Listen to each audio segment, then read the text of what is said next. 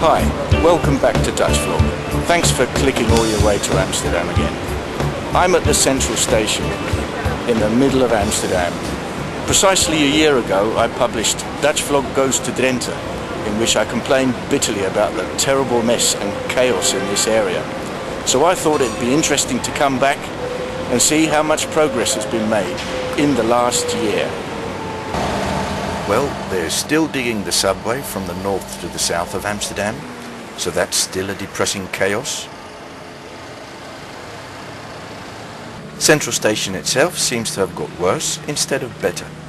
And this whole area is just one temporary structure, so there ain't no progress there.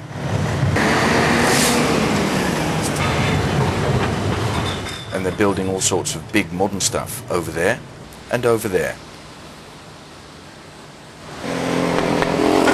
So as you can see, Amsterdam's still got a long way to go before we can see some closure on this Central Station area. But it's not all bad news. We're going to take a closer look at what's going on over there.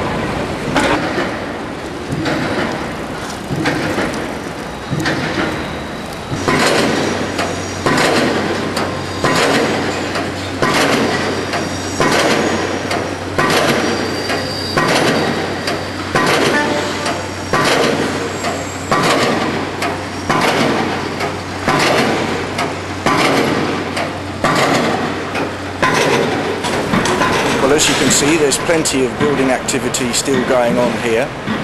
That building there is the old postal sorting office. It's being renovated and remodelled, and it's going to be annexed by the Amsterdam Museum of Modern Art. That building there is going to be the new Amsterdam Music Academy, and the reason why we're here today is that building there.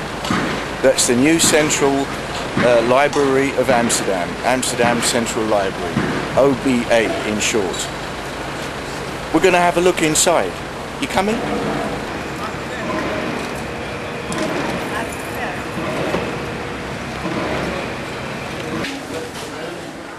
The minute you walk in, you can sense that no expense or effort has been spared to make the Amsterdam Central Library an elating experience.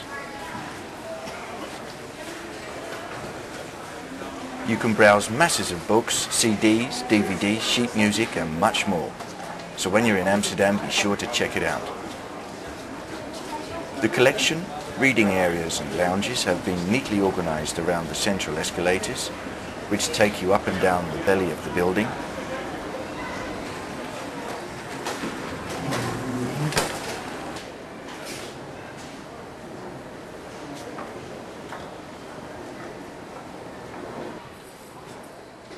And on the 5th floor, in the art and music section, a special new reading area is about to be dedicated to a much-loved Amsterdam eccentric, who dramatically ended his life 6 years ago.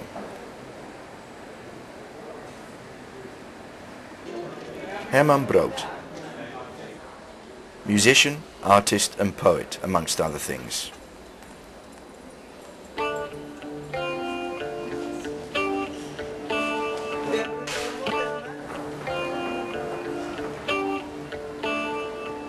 He started out as a rock and roll musician at the end of the 60s and became completely embroiled in sex, drugs and rock and roll. My brother played bass guitar in his band, the Wild Romance, in the early years, so that adds an extra dimension to this for me. By the 90s he was also a poet and an extremely productive painter with a style that was entirely his. Whatever, he was immensely creative and popular, living in his chemically induced fast lane for 30 years. Until his body started to seriously object to the prolonged extreme abuse. And one day, to his astonishment, he found blood circulating in his alcohol and amphetamines. And 6 years ago, on the 11th of July 2001, he climbed to the roof of the Hilton Hotel and jumped off, thus bringing a dramatic end to a sensational and dramatic life. So that was the end of that. But his legend lives on. Last year, a new music school named after him was opened in Utrecht. And today, in this amazing new library, his widow Sandra and his daughter Holly were present to officially open the Herman Broodplein. Nou, allemaal heel hartelijk welkom in inderdaad onze splinternieuwe centrale bibliotheek van Amsterdam. Die afgelopen zaterdag op 7/7/7 geopend is. En natuurlijk vanavond hier speciaal op het Herman Broodplein, dat we hier zo gaan openen.